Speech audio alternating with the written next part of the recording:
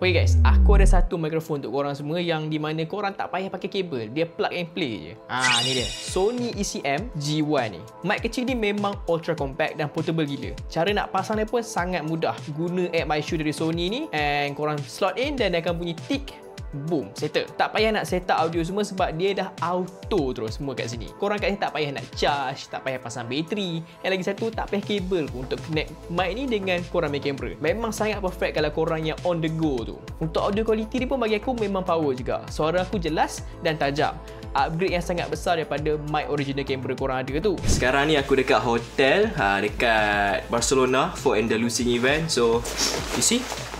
Tapi korang kena ingat lah, kalau kawasan persekitaran korang tu bising, bunyi boleh berubah daripada okay kepada noisy, penuh dengan bunyi-bunyi audio background. Tapi still suara kau kuat jugalah, cuma kau kena betul-betul depan mikrofon ni untuk dapat audio yang lebih jelas kat sini. Sekarang kita first day untuk pelancaran Xiaomi 15 Ultra dan juga dia orang punya kereta. Agak bising sekarang ni. Sebab secara overall aku boleh kata kalau korang yang cari mic yang untuk vlogging dengan family, kawan-kawan tu, this is really nice lah.